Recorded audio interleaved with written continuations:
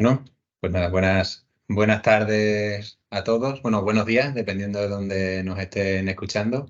Mi nombre es Jesús Caballero, soy el jefe de producto de la monitorización transcutánea en Radiometer Ibérica y os doy las gracias por uniros en este webinario Avances en la monitorización y tratamiento del fallo respiratorio agudo y crónico, papel de la capnografía transcutánea. Y para que tenemos la suerte y el placer de contar con uno de los mayores expertos en la materia, como es el doctor Salvador Díaz Lobato. Buenas tardes, doctor. Hola, buenas tardes. Como breve introducción, aunque yo creo que ya le conoceréis muchos de ustedes, el doctor Díaz Lobato es licenciado en Medicina por la Universidad de Málaga y doctor en Medicina por la Universidad Autónoma de Madrid. Es médico especialista en neumología con desarrollo profesional en el Hospital Universitario de La Paz y Universitario de Ramón y Cajal, donde además fue coordinador de servicio de urgencia. En la actualidad es el director médico de Osimesa y Nippon Gases Healthcare, profesor titular de neumología en la Universidad Europea y neumólogo en el Hospital Universitario de la Moncloa. Para esta ponencia contaremos aproximadamente con un tiempo de 30 a 40 minutos y posteriormente dispondremos de un tiempo para preguntas que pueden ir formulando durante toda la presentación utilizando la pestaña que os aparece en Teams, P y R, que aparecerá generalmente en la parte superior y que el doctor Díaz Lobato contestará al final del webinario. Si no apareciera esta opción y desean hacer alguna pregunta, la envían por favor a marketing@radiometer.es, luego lo destacaremos y se la trasladaremos al doctor para que la conteste. Entonces, sin más dilación, le paso la palabra al doctor Díaz Lobato. Bueno, buenas tardes. Muchas gracias, Jesús, por la amable presentación. Gracias a Radiometer por invitarme a estar aquí y compartir un rato con todos vosotros. Y gracias a vosotros por mostrar interés por un tema que considero apasionante y que todavía tiene mucho recorrido. Y vamos a ver si somos capaces de poner unos conocimientos y unos argumentos encima de la mesa que nos ayuden a todos a tratar mejor en un entorno de mayor seguridad y eficacia a nuestros pacientes. El placer es nuestro. Pues Empezamos. le dejo, ya tiene usted acceso. Vale, pues muchas gracias. Sí, déjame.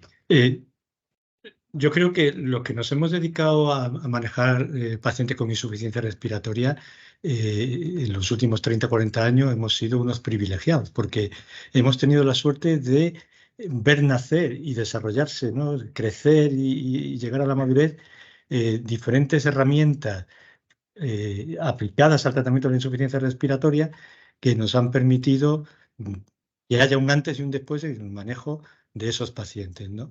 Yo me acuerdo de presentar en un Congreso Nacional de la SEPA comunicaciones para justificar que los concentradores de oxígeno eléctrico aportaban un beneficio a los pacientes, sobre todo a los que vivían en zonas geográficas alejadas, porque ya no iban a depender del suministro cada 2 o 3 días de una botella.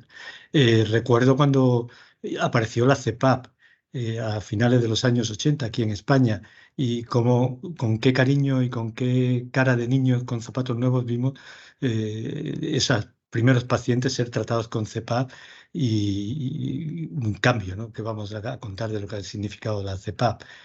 A comienzos de los 90 asistimos a la aparición de la ventilación mecánica no invasiva. Otro punto que tampoco vamos a entrar en detalle, pero que todos somos conscientes de cómo cambió radicalmente el manejo, ¿no? de los pacientes con insuficiencia respiratoria, primero crónica y luego aguda.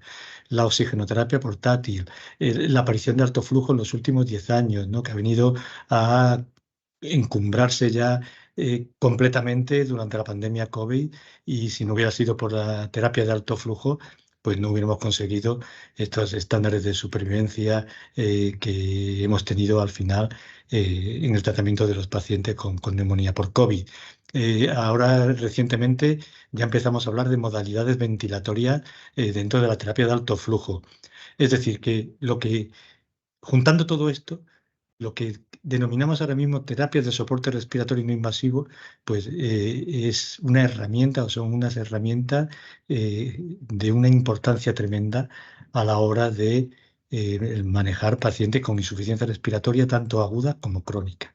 Y cronológicamente, la forma en la que hemos evolucionado ha sido: iniciamos con la ventilación invasiva en pacientes crónicos, con fallo respiratorio crónico, hipercápnico. Posteriormente añadimos la ventilación no invasiva, el boom de la ventilación invasiva en pacientes con fallo respiratorio agudo. Posteriormente apareció la terapia de alto flujo y siguiendo un orden cronológico inverso, primero en pacientes agudos, y ahora estamos abriendo las puertas a la terapia de alto flujo con fallo respiratorio crónico. Vamos a hacer un breve resumen de cómo está esta situación del manejo del fallo respiratorio agudo y crónico con ventilación invasiva y con alto flujo. La ventilación invasiva en el fallo respiratorio crónico, que es como empezó con finales de los 80, comienzos de los 90, lo que llamamos ventilación mecánica no invasiva moderna, no hablamos de los pulmones de acero, ha habido desde entonces pocos cambios en cuanto a las indicaciones del tipo de paciente al que ha ido dirigido. Han ido cambiando porque ahora ya, por ejemplo, no vemos pacientes con secuelas de tuberculosis, pero pacientes neuromusculares, pacientes con defectos de caja torácica, los EPOC y los pacientes obesos con hipoventilación asociada, pues son fundamentalmente aquellos a los que seguimos dirigiendo los programas de ventilación mecánica domiciliaria. Si no ha habido mucho cambio en el tipo de pacientes, donde sí ha habido un cambio radical ha sido en la evolución tecnológica paralela que ha acompañado a lo que llamamos mundo de la ventilación mecánica no invasiva.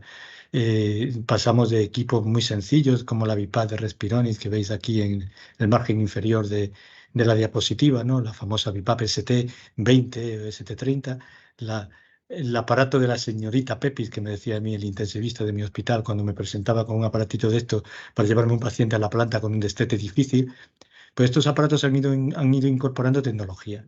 Han incorporado baterías, alarmas, una programación más compleja, cada vez más compleja, más modos ventilatorios, más posibilidades de alterar triggers, ciclados, etcétera, modos duales, la humidificación. Han empezado a incorporar curvas, ha abierto esto la capacidad de monitorización, ha aparecido más recientemente la posibilidad de conectividad, de enviar datos a las nubes, de recuperarlos en distancia, de tener plataformas de telemonitorización, de poder hacer seguimiento en la distancia. Y aquí es donde realmente en el mundo de la ventilación mecánica no invasiva no se han producido cambios radicales. En el año 99, cuando se publicaron las indicaciones clínicas para indicar, para prescribir en domicilio ventilación no invasiva, el famoso consenso del CHEST, que todos conocemos y hemos recitado de memoria, yo creo que es la diapositiva que más veces se ha podido poner en un congreso de neumología, pues nos hablaba de pacientes con síntomas de hipoventilación, con alteraciones de la PCO2 y un rango de hipercapnia, con desaturación nocturna, y aquí ha habido realmente dos cambios importantes a lo largo del tiempo. Uno ha sido la incorporación de la ventilación de alta intensidad en los pacientes con EPOC y otro ha sido, ¿no?, pues el famoso trabajo de nuestro querido amigo Fernando Massa, el PICWIC, para establecer cuándo usar CPAP o ventilación no invasiva en los pacientes con síndrome de hipoventilación obesidad. Esto ha cambiado un poco los algoritmos de aproximación diagnóstica y para iniciar la ventilación. Y fijaros que ya, por ejemplo, en esta guía alemana para ventilación no invasiva en pacientes con fallo respiratorio crónico, empiezan a incorporar no solo los síntomas o la desaturación nocturna por pulsioximetría o los valores de la PCO2, sino que incorporan también el rol importante de la capnografía transcutánea, como veis aquí en estas flechitas rojas. Pues de esto hablaremos un poquito más adelante. En el paciente con fallo respiratorio agudo, tuvo un decalaje con la indicación de fallo respiratorio crónico más o menos de 10 años y en el año 2001 en la ATS pues, se publica este consenso internacional sobre ventilación no invasiva en pacientes con fallo respiratorio agudo, ¿no? Y establecía que fundamentalmente había evidencia para tomarnos en serio esta indicación en pacientes con fallo hipercápnico secundario a una exacerbación de EPOC, en paciente con fallo hipoxémico, en edema agudo de pulmón, inmunodeprimidos, en el destete de EPOC, en el fallo post-extubación. Y los criterios fundamentalmente en situaciones clínicas, la exacerbación de EPOC o en, complicaciones infecciosas en inmunodeprimidos, pues venían de la mano de ventilar al paciente cuando tuviera una acidosis respiratoria, o acidosis hipercápnica, cuando tuviera un gran trabajo respiratorio, uso de la musculatura accesoria, etcétera, o cuando tuviera una hipoxemia persistente a pesar de usar la oxigenoterapia. Fijaros qué punto de inflexión hay en el año 2006, atendiendo a las indicaciones para ventilación mecánica invasiva, cuando intubamos al paciente, en el año 2006 la normativa GOL, la guía GOL, pues nos decía, fijaros qué criterios más laxos, si el paciente tenía un pH de menos de 7,25, un carbónico de más de 45, una alteración del estado mental, una frecuencia respiratoria de más de 35. Como comprenderéis, nadie intubaba a este tipo de pacientes.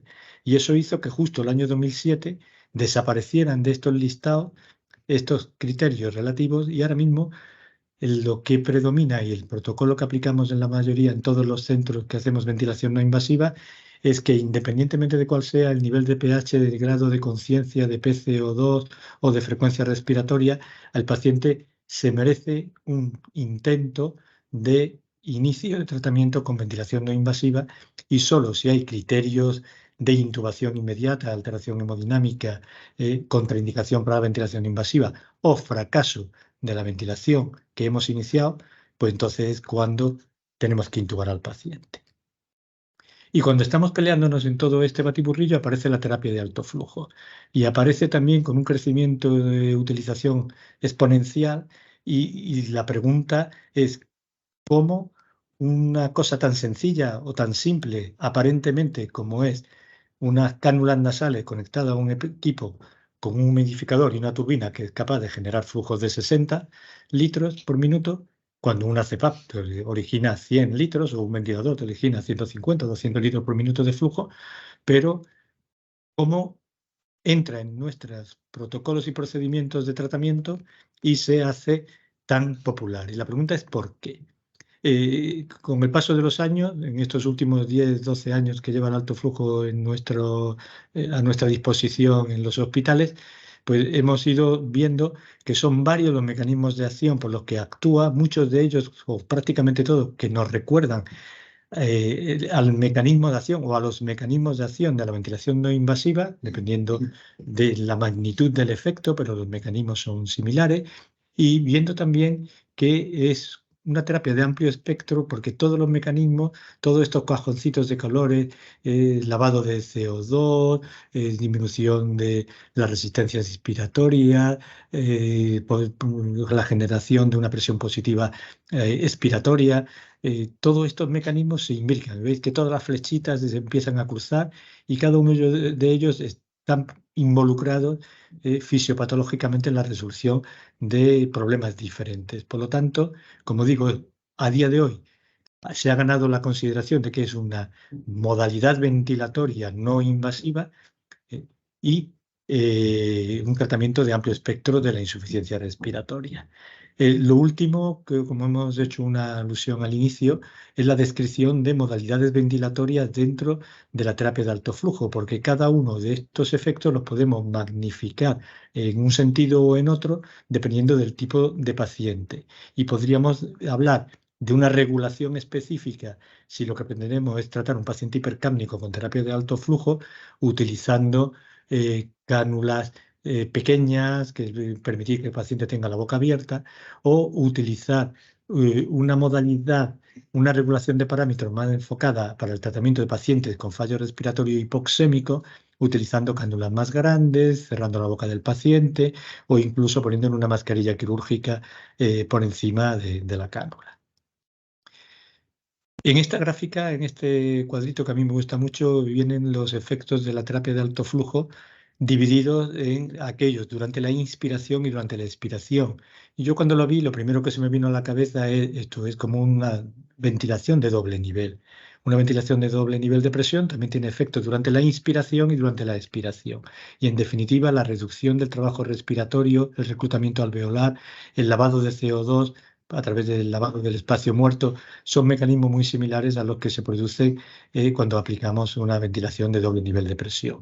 En este caso, como la terapia de alto flujo trae de serie la humidificación activa, pues también hay una serie de beneficios relacionados directamente con esta humidificación, que la obtendríamos igual si le pusiéramos humidificación activa de serie a un equipo de ventilación no invasiva. Pero en definitiva, todo esto hace que la terapia sea más confortable y mejor tolerada por el paciente. El profesor Ricard, un auténtico pope de la terapia de alto flujo, ya en el año 2018 en el Congreso de Lyon, en el GBT de Lyon, Fijaros, en esta frase se resume todo lo que intentaríamos explicar si estuviéramos dando una charla de alto flujo específica, ¿no? La terapia de alto flujo debería ser la primera línea de soporte ventilatorio, ya me he dicho que se considera como una modalidad ventilatoria, ¿eh? Para tratar paciente con fallo respiratorio hipoxémico, paciente con fallo hipoxémico agudo, incluso los más graves, él dice incluso pacientes con síndrome de distrés respiratorio, con un criterio importante que fue válido cuando empezamos con la ventilación no invasiva y sigue siendo válido ahora cuando hablamos de alto flujo, siempre en criterios, en ausencia de criterios de intubación. Si hay criterios de intubación, no jugamos con el paciente y le intubamos.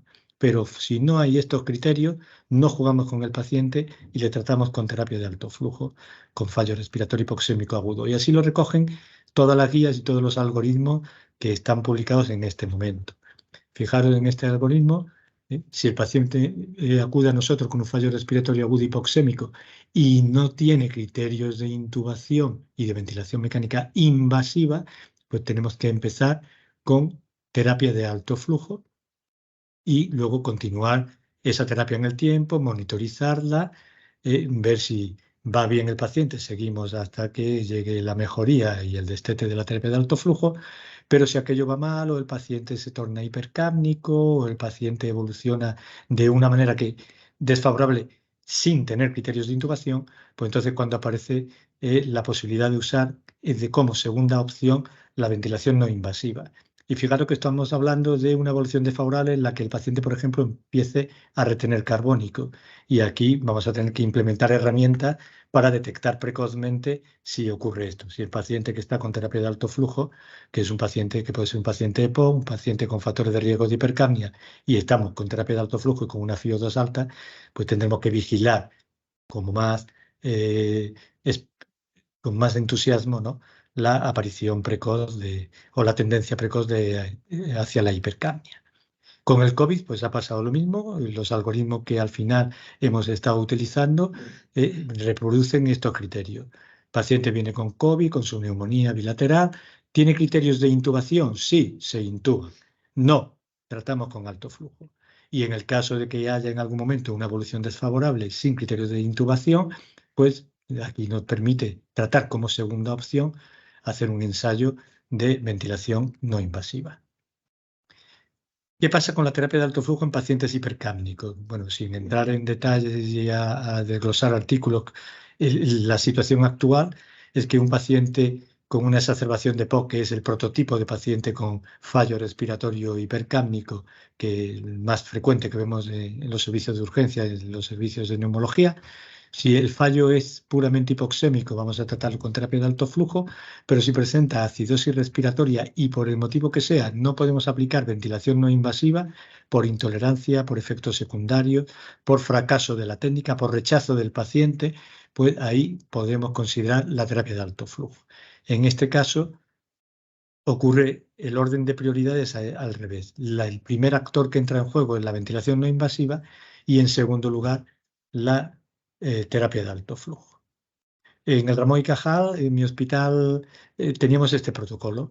Paciente con fallo respiratorio agudo, hipoxémico o hipercápnico, lo primero es considerar criterios de intubación y si no tiene criterios de intubación, fallo hipercápnico, iniciamos tratamiento con ventilación, fallo hipoxémico con terapia de alto flujo y llevamos reevaluando con los criterios, ¿no?, de evaluación a la primera hora, la gasometría a la primera hora, todas las cosas que conocéis perfectamente y según la evolución y los parámetros del paciente, pues continuábamos con la técnica inicial, terapia de alto flujo ventilación o hacíamos un switch entre las terapias, cambiando entre unas u otras siempre que no fuera indicada la ventilación. Y en el domicilio, la terapia de alto flujo en pacientes hipercápnicos, pues se está abriendo paso, esto es un artículo publicado en el 2020, en determinados pacientes con EPOC, en determinados pacientes con problemas relacionados con secreciones, bronquiectasia, fibrosis quística, y como soporte a programas de rehabilitación, de esfuerzo, de ejercicio o dentro de cuidados paliativos. De momento no hay ninguna indicación en guías, salvo específicas de alto flujo sobre la guía noruega, que ya abre la puerta a tratar pacientes con EPOC y exacerbaciones frecuentes, tratarlos a largo plazo con terapia de alto flujo en el domicilio. Entonces, hemos hecho una especie de repaso, ¿no?, de cómo estamos en la ventilación del crónico, la ventilación del agudo, el alto flujo del crónico y el alto flujo del agudo. ¿Dónde hemos evolucionado más, como hemos dicho al principio de todo? En la monitorización, en la tecnología, en cómo hemos avanzado en detectar problemas que antes no éramos capaces de detectar, identificar problemas con personalidad propia que tengan una solución específica, sea un paciente con terapia de alto flujo, con ventilación mecánica no invasiva, o en detectar problemas que antes desconocíamos que existían en este sentido. Y vamos a dedicarnos a hablar un poquito de cómo monitorizamos pacientes con fallo respiratorio agudo y cómo monitorizamos pacientes con fallo respiratorio crónico.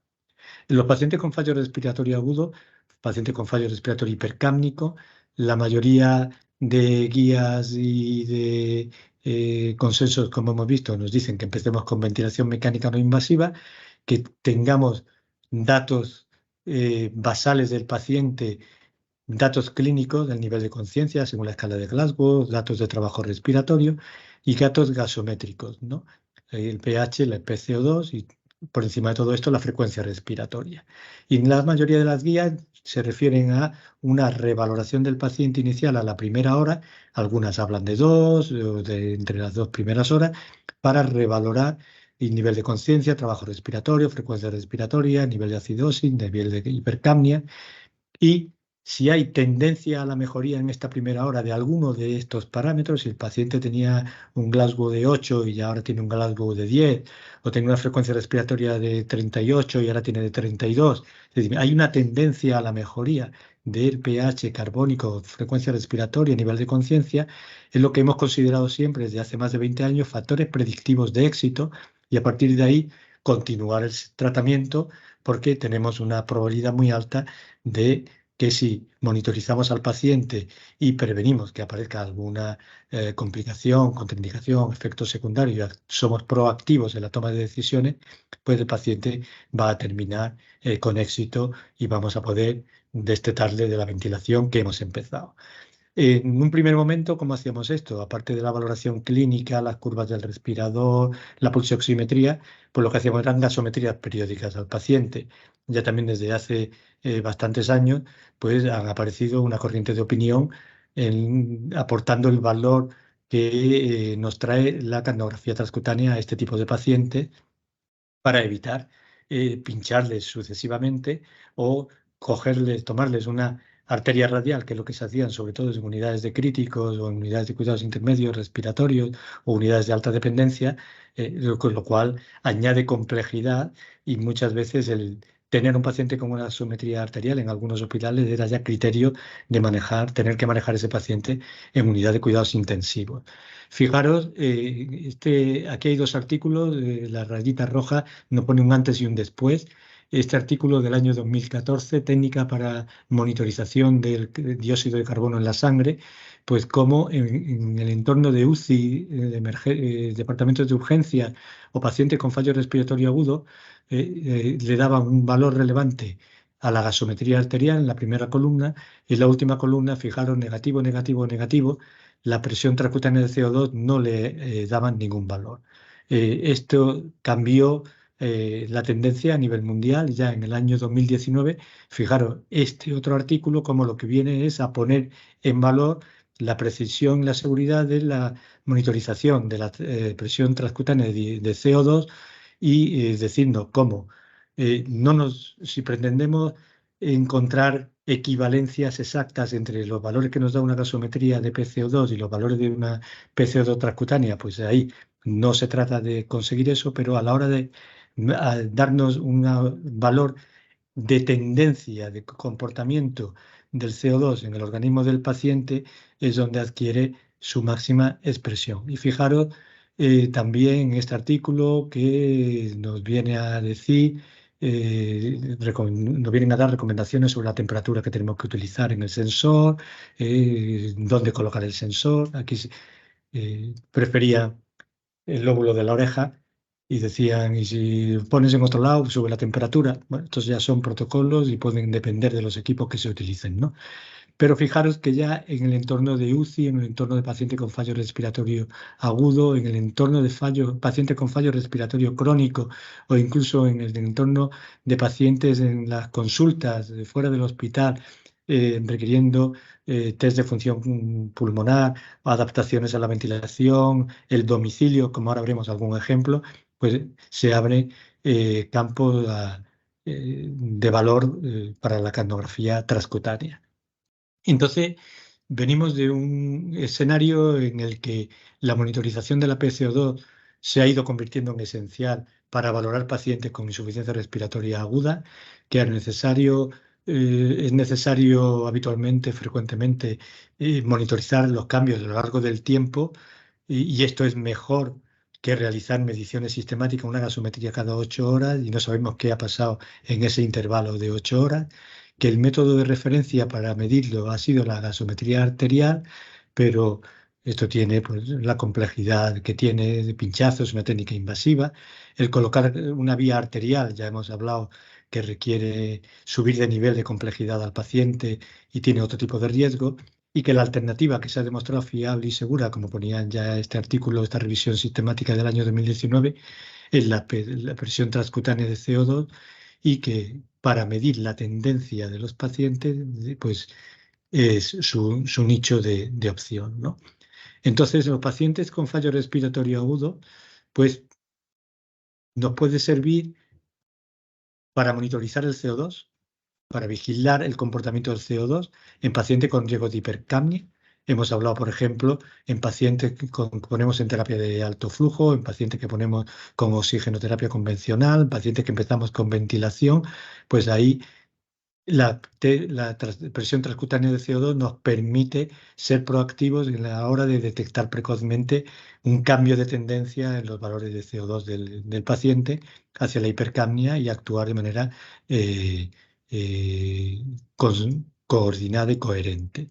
En la terapia combinada, lo que llamamos terapia combinada ahora, pacientes que requieren muchas horas de ventilación y damos periodo de descanso y soportamos al paciente mientras tanto con terapia de alto flujo, pues la presión transcutánea de CO2 es de una ayuda inestimable para valorar esa tendencia del CO2 y que en ese periodo que el paciente le estamos dejando descansar de una ventilación no invasiva, pues no retiene carbónico y podemos también graduar el tiempo que nos permite mantener al paciente con estos periodos libres de descanso usando la terapia de alto flujo. En la monitorización durante procedimientos, muchas veces pacientes que son sometidos a endoscopias, a la colocación de una gastrostomía, ahora veremos un ejemplo, ¿no? Pues están monitorizados con una transcutánea de CO2, una presión transcutánea, pues nos permite identificar que estos pacientes realizan episodios o tienen episodios de hipoventilación y eso nos ayuda a controlarlo. Y luego, en pacientes que ya están tratados, pues desde luego para la regulación de los parámetros, para la detección de hipoventilación durante la ventilación, sobre todo en pacientes que reciben oxígeno de forma suplementaria y que esto supone un factor de confusión si utilizamos simplemente una pulsioximetría nocturna. Fijaros un ejemplo, esto es en un paciente que se le realiza una traqueostomía percutánea, como en una monitorización de transcutánea de CO2, el tiempo que dura el procedimiento y el tiempo post-procedimiento, cómo se producen episodios de retención de carbónico, de hipoventilación, y que esto nos permite, de una manera individualizada y personalizada, pues programar pues, una ventilación, por ejemplo, durante el procedimiento. O fijaros un paciente con una exacerbación de CO2, las crucecitas rojas son dos gasometrías puntuales, aquí tenéis los resultados, pero el tipo de información de la gasometría nos diría, pues bueno, en esta media hora de intervalo, pues ha mejorado un poquito el pH y ha mejorado un poquito la presión de CO2 en la sangre arterial. Pero la información que nos da la tendencia que vemos de la presión transcutánea de CO2 nos da una información mucho más útil clínicamente, ¿no? Desde un punto de vista clínico, porque nos permite incluso regular la duración del tratamiento y estar seguros, ¿no? de cómo está evolucionando el paciente. En un paciente con un edema agudo de pulmón, donde la pulsosimetría pues no muestra apenas cambio, el paciente está con una FiO2 elevada y no podemos detectar episodios de desaturación en base a la pulsosimetría, pero fijar, la gasometría arterial nos muestra unos cambios a la mejoría de la gasometría, de los parámetros gasométricos, pero la presión transcutánea de CO2 nos muestra de una manera no invasiva, sin tener que andar pinchando al paciente de una manera segura y fiable, eh, esa tendencia de la PCO2, esa normalización de la cifra de PCO2 y eso nos deja también mucho más tranquilo al paciente. Cuando utilizamos terapia de alto flujo en paciente con fallo respiratorio hipercápnico porque no tolera la no invasiva, porque la rechaza, porque tiene contraindicaciones, por efectos secundarios, como hemos mencionado, fijaros aquí en esta gráfica que obtuvimos en un paciente, además obeso, cómo la PCO2, la presión transcutánea de CO2, se reduce con terapia de alto flujo. Por lo tanto, en todo este tipo de pacientes, terapia combinada, fracaso, contraindicación, intolerancia, rechazo, orden de no intubar, pues la terapia de alto flujo, la monitorización con presión transcutánea de CO2, pues se ha convertido en una herramienta fundamental en nuestras unidades donde atendemos a estos pacientes. Deberíamos monitorizar los pacientes con fallo respiratorio agudo. Aquí viene en este artículo que os recomiendo lo leáis, todas las posibilidades de monitorización, pero os subrayo que quitando los pacientes más leves, los pacientes que tienen poco trabajo respiratorio, una gasometría prácticamente normal, aquellos que se van a tratar en unidades de cuidados intermedios respiratorios de alta dependencia, de unidades de intermedios, reanimaciones, unidades de cuidados intensivos, la monitorización con presión transcutánea de carbónico pone que está indicada.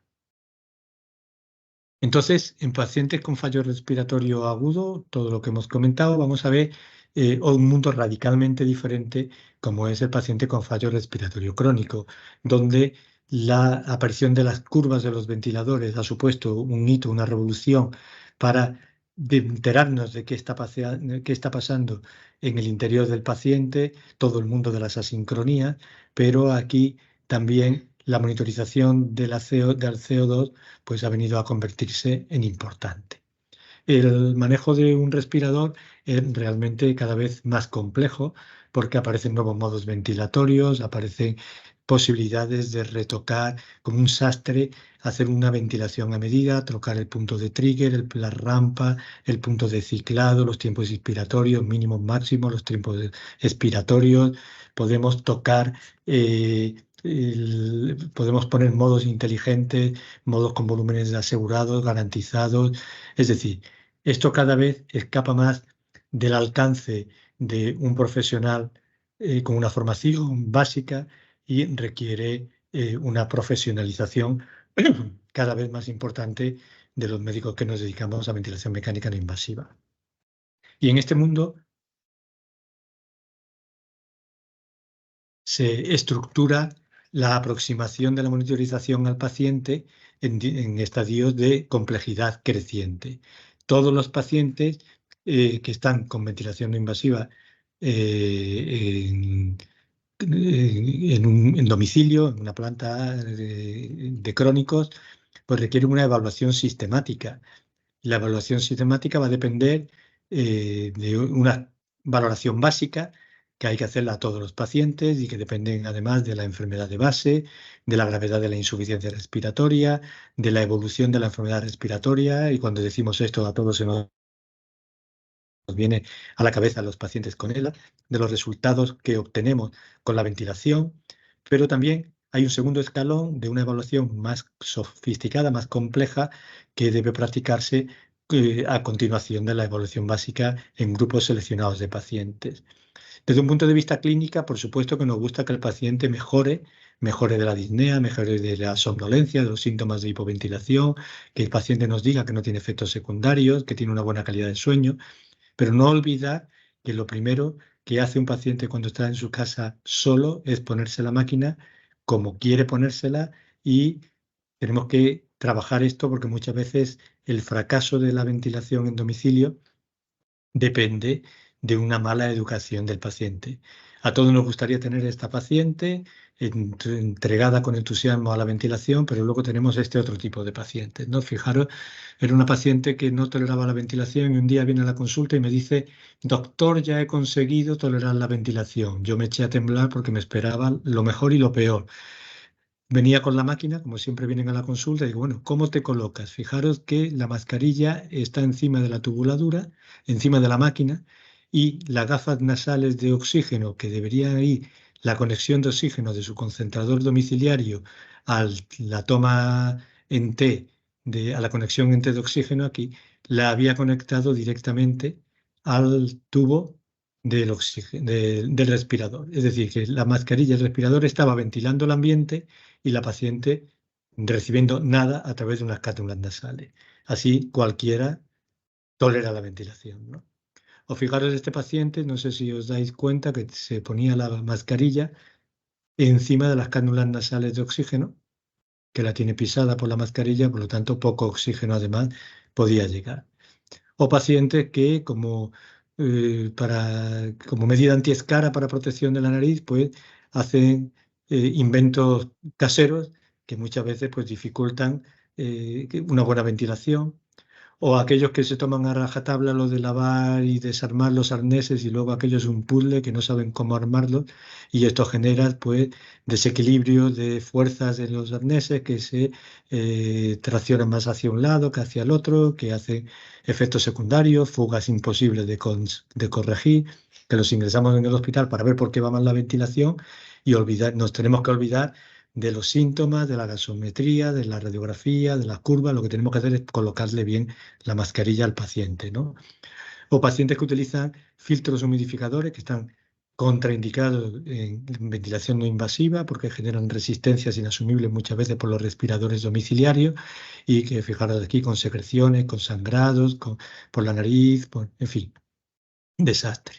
Aquí veis más otros ejemplos rápidos de la importancia de la aproximación clínica a la valoración de por qué va mal la ventilación, un tipo de paciente, la mascarilla por debajo de la nariz, el paciente respirando por la nariz y la ventilación llegando por boca, o esto que nos pasa a todos, que veis a la derecha, ¿no? Los pacientes ven que hay fuga, que debe haber fuga, pero él no se lo hemos explicado adecuadamente, que no puede, que son útiles y son necesarias para una correcta ventilación, y hay que le ponen la tira de esparadrapos al puerto exhalatorio y se quedan tan tranquilos.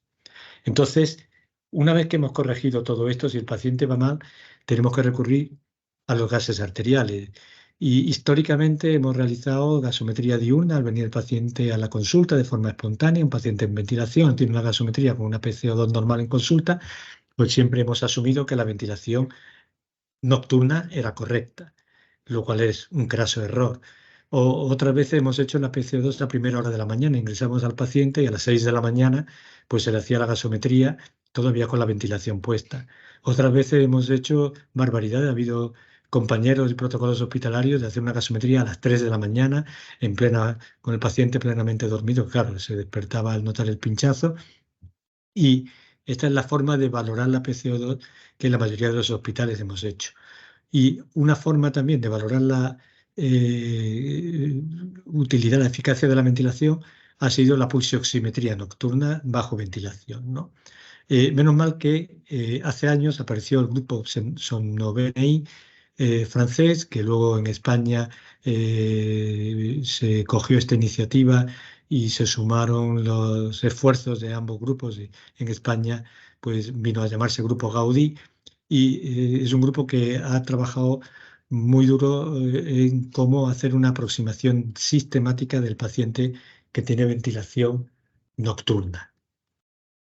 Nos han mostrado que la pulsioximetría nocturna bajo ventilación nos puede mostrar diferentes patrones patológicos, ¿no? Dientes de sierra, y que esto se reproduce o se relaciona con fugas o con fenómenos obstructivos.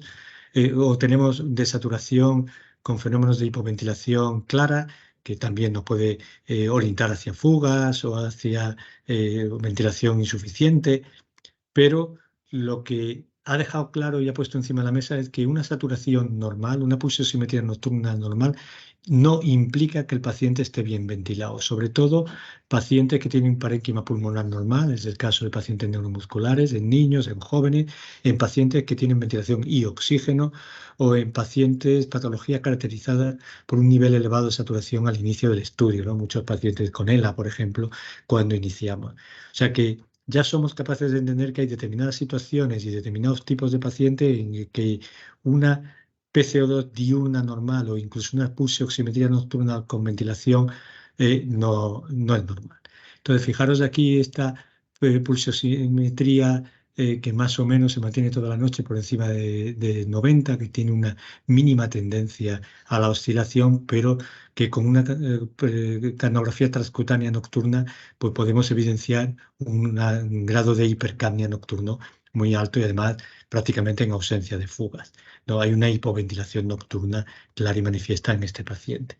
Por eso este grupo de SOM9NI nos vino a decir que la monitorización de un paciente con ventilación, por supuesto, requiere comprobar una gasometría, comprobar una mejoría clínica, comprobar el trazado pulsioximétrico, pero si hay problemas y sospecha de hipoventilación, tenemos que progresar y dentro de esta progresión tenemos que incorporar la canografía transcutánea nocturna para poder evidenciar fenómenos de hipoventilación que están pasando desapercibidos. Y a pesar de todo eso, no somos capaces de entender qué es lo que le está pasando al paciente, como gold estándar o como última prueba, pues ya la poligrafía ventilatoria, la polisonografía, con canografía incluida en la unidad de ventilación o de sueño, pues ya sería la última forma de meternos en la letra pequeña de las asincronías que pueda estar pasando el paciente.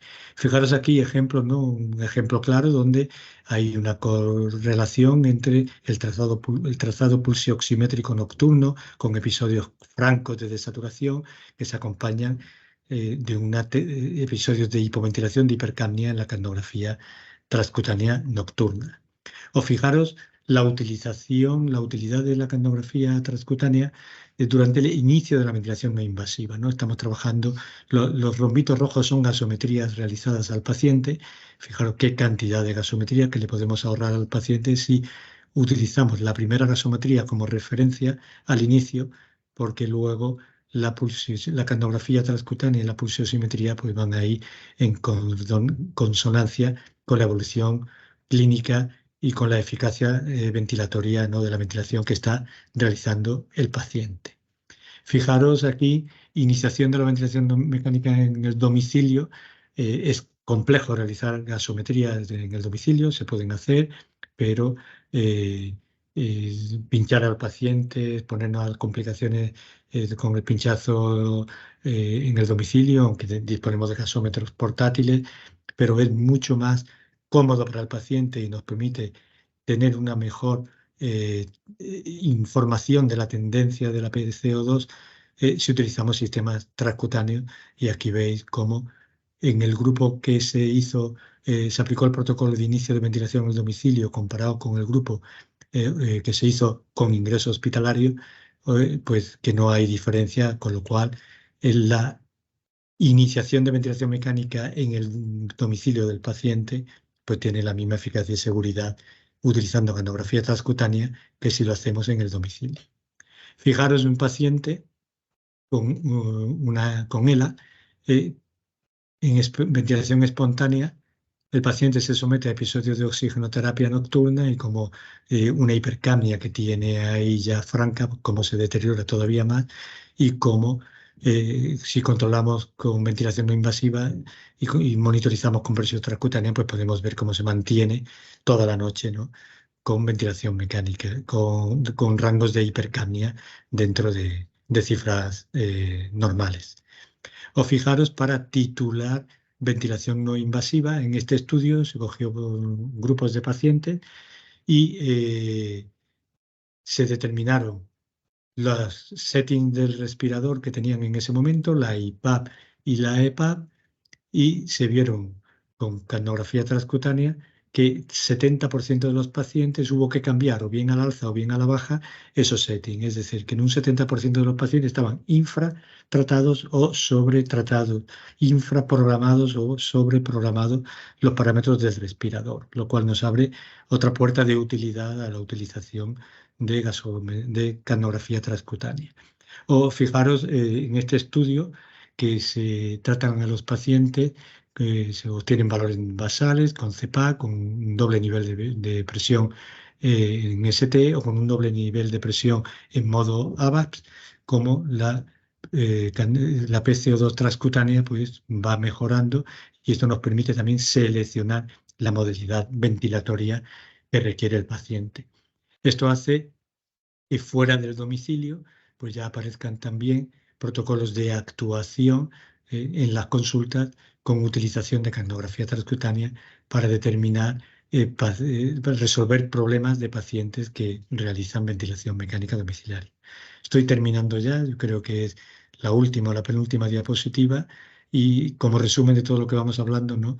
En pacientes domiciliarios la presión transcutánea de CO2 es esencial para detectar hipoventilación en pacientes que realizan ventilación y sobre todo en pacientes que añaden oxigenoterapia o que están en tratamiento sencillo con oxigenoterapia, que nos permite establecer mecanismos de desaturación nocturna, qué mecanismos fisiopatológicos están detrás, si al paciente lo que necesita es añadirle ventilación, mejorar los parámetros de ventilación o aumentar la cifra de la FiO2 que está recibiendo el paciente, y que además esto en los últimos años pues tenemos la posibilidad de acoplarlo a poligrafía, polisonografía, y hacer poligrafía ventilatoria, polisonografía ventilatoria con capnografía transcutánea añadida.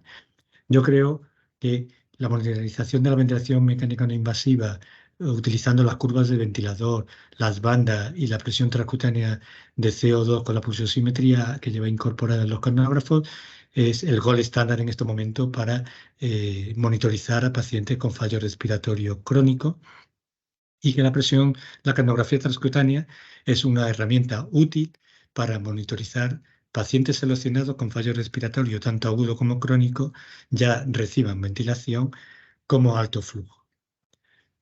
Os dejo con esta foto de uno de los talleres, ya no sé, Jesús, en qué curso, ni cuántos años hace esto, me veo muy jovencito, pero muchas gracias por vuestra atención y un placer haber compartido este rato con vosotros, abierto a cualquier duda, cualquier pregunta, y en diferido tenéis mi correo electrónico, me podéis preguntar lo que queréis o interaccionar para cualquier cosa.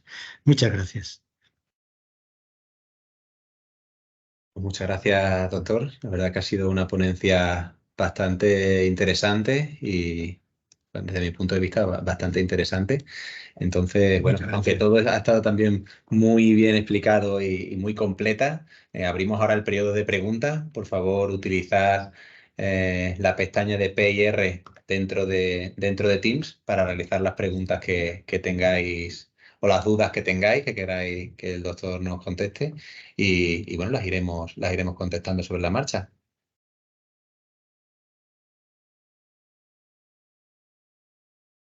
Tenemos, empezamos con la primera pregunta. Usted la puede leer también. La capnografía, bueno, la leemos también para que todo el mundo la conozca. La capnografía transcutánea parece interesante, sin embargo no tengo la impresión de que sea una técnica muy extendida, ni me consta que esté incluida en las guías clínicas de nuestro país. ¿Es posible que sea este hecho el que haga que no se utilice más? ¿O cuál cree que es el motivo? Estoy completamente de acuerdo en todo lo que dices. Cuando dices en este país, no sé si te refieres a España o a otro país, pero es cierto que muy poquitas guías, como por ejemplo la alemana que he mencionado anteriormente, si está incluida, en muy poquitas guías aparece incluida como tal. Está poco extendida su utilización, eso es cierto también. No sé por qué motivo, porque el aporte, la utilidad y el valor clínico que aporta en el manejo de los pacientes es indiscutible, y cada vez ahora yo creo que después del COVID estamos asistiendo como a un resurgimiento del uso de la capnografía, ¿no? El mayor número de unidades de cuidados intermedios respiratorios, yo creo que prácticamente todas han incorporado la capnografía transcutánea a sus protocolos y a sus procedimientos, pero yo creo que a corto plazo es una herramienta que en las guías y en las recomendaciones de la sociedad científica en España, en Latinoamérica, en otros países, se tiene que extender y tienen que aparecer sí o sí.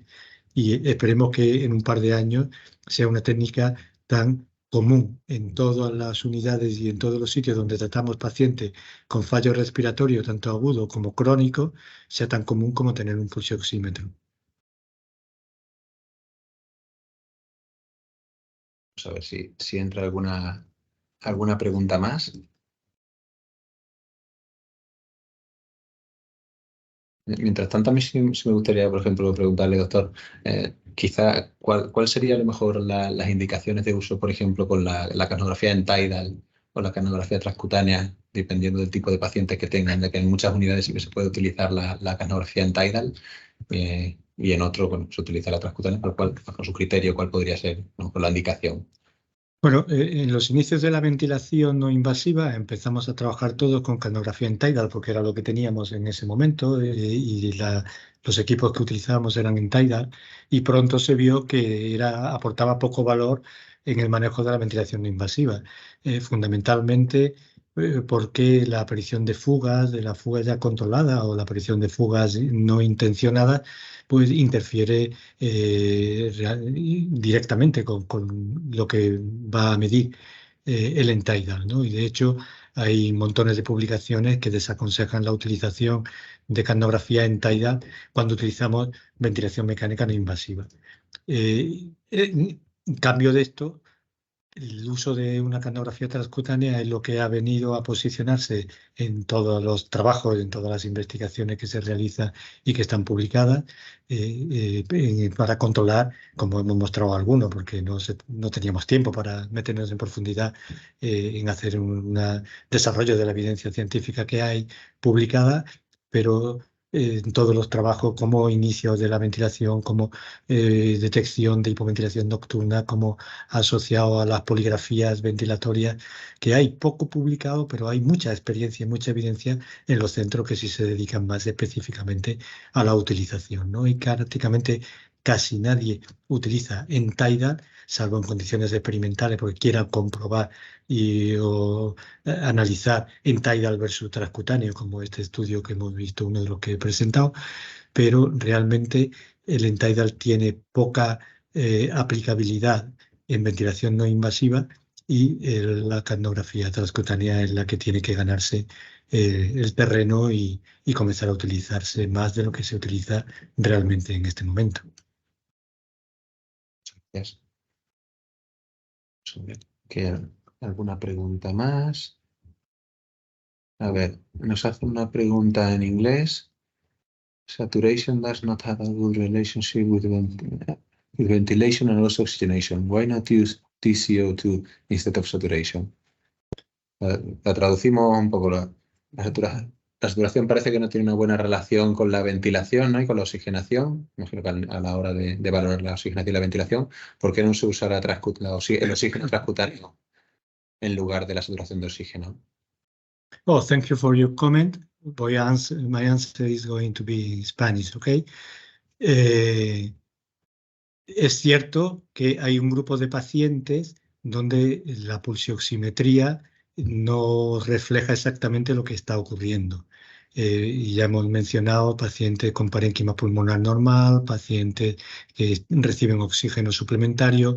Este tipo de pacientes, la pulsioximetría ya de entrada no tendría ninguna indicación para realizarla de forma aislada. Y es obvio también que si utilizáramos en todos los pacientes capnografía, ese trazado de PCO2 transcutáneo y de saturación de oxígeno, pues tendríamos mucha más información del paciente. Lo que pasa, probablemente, teniendo en cuenta los costes de la técnica, de las diferentes técnicas, en determinados pacientes donde sospechemos o pensemos que la pulsioximetría sí que nos puede dar una información fiable podamos utilizarla de entrada, pero en aquellos pacientes en los que sabemos que la pulsioximetría no nos va a dar esa información, pues directamente tal. Probablemente la cartografía reemplazaría muchas pulsioximetrías nocturnas domiciliarias que se están realizando ahora en pacientes con ventilación que tienen problemas y que el clínico responsable del paciente quiere indagar y le pide la realización de una pulsioximetría. En pacientes con ventilación y con problemas más allá de las fugas o más allá del cumplimiento, pues probablemente deberíamos hacer la cartografía de entrada en lugar de una pulsioximetría aislada. No sé si te contesto con esto. Vale. Creo que no tienen noción de volver a contestarnos. Después, sí, a través de alguna contestación sí que podremos ver si le ha valido la contestación. No. Tenemos otra pregunta. ¿La utilización de cartografía en casa y en la titulación de los equipos, quién la realiza? Bueno, esto depende mucho de los protocolos y los circuitos de actuación que tiene cada centro. Hay hospitales, todo, aquí la imaginación es libre. Hay hospitales donde hay personal del hospital que se desplaza al domicilio y hacen titulaciones, adaptaciones, inicio de la ventilación utilizando cartografía transcutánea. Por ejemplo, el Hospital 12 de Octubre de Madrid tiene una unidad que hace esto, o el Clínico de la Fe de Valencia, en España, eh, tienen personal para hacer este tipo de instalaciones, adaptaciones, titulaciones en domicilio. En otros sitios, fuera de lo que es el hospital, hay hospitales de día, hay consultorios externos donde se pueden realizar. En otros lugares, estos servicios están externalizados y las propias empresas de proveedoras de terapias respiratorias domiciliarias, empresas que prestan a domicilio servicios de oxigenoterapia, CEPA, ventilación, nebulización, etcétera, como por ejemplo Oximesa, en la que yo trabajo, podemos hacer eh, estudios de cartografía nocturna o titulaciones diurnas de la ventilación o del paciente con fines diagnósticos previo a tomar la decisión de ventilación. En este caso, personal de enfermería adiestrado y capacitado en estas técnicas de las propias empresas de proveedoras de terapias respiratorias domiciliarias se desplazan al domicilio, hacen la instalación, recogen el equipo a la mañana siguiente o permanecen varias horas con el paciente realizando la titulación o la adaptación del paciente en el domicilio. O sea que yo te diría que la tecnología es factible, se puede realizar en el domicilio, eso sin problema, y el único problema es quién va al domicilio y esto es encontrar una solución con tu centro, crear la figura del equipo de domicilio que puede depender del propio hospital, de una unidad de atención o de hospitalización domiciliaria o de una empresa proveedora de terapias, por ejemplo. Tenemos otra pregunta.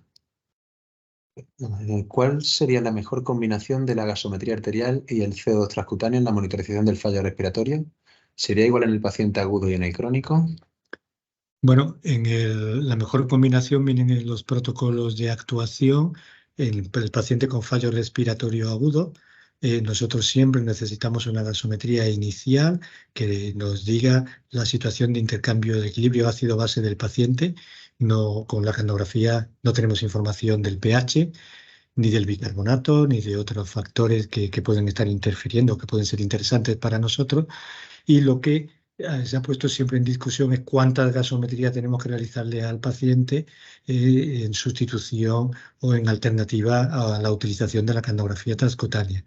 Durante una temporada hacíamos la primera gasometría arterial y luego una monitorización periódica con la gasometría capilar del paciente y en la mayoría de los centros se ha ido evolucionando a tener esa primera gasometría inicial y la tendencia de la cartografía transcutánea. ¿no?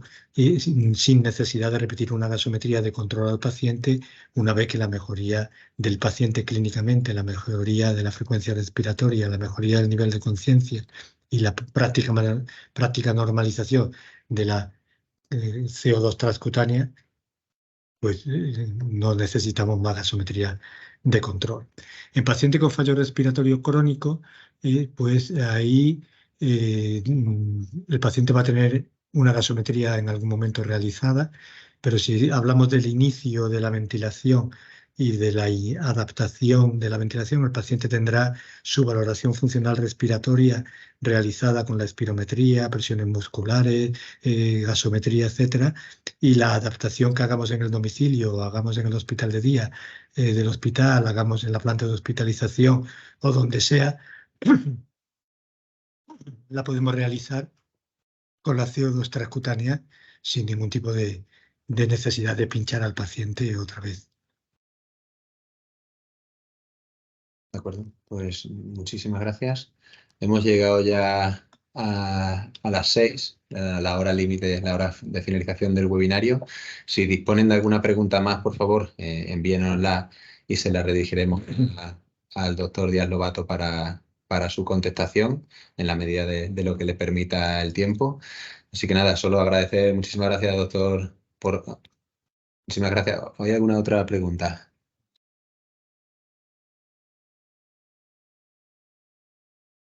No, creo que no, ¿no? No parece que haya. ¿No? Oye, pues muchas gracias por haberme invitado. Un placer haber estado aquí con vosotros y nada, cualquier duda o cualquier cuestión que queráis compartir a partir de este momento, pues a vuestra disposición para lo que queráis. Muchas gracias, Radio Maker, por darme esta oportunidad. Muchísimas gracias a usted, doctor, por su tiempo, por esta ponencia tan interesante y bueno, gracias a todos los asistentes. Lo dicho, cualquier pregunta que quede ahí en el tintero la recopilaremos y se la haremos llegar al doctor. Muchas gracias y que tengan buena tarde o buen día, dependiendo de dónde estemos. Fenomenal. Gracias. Gracias.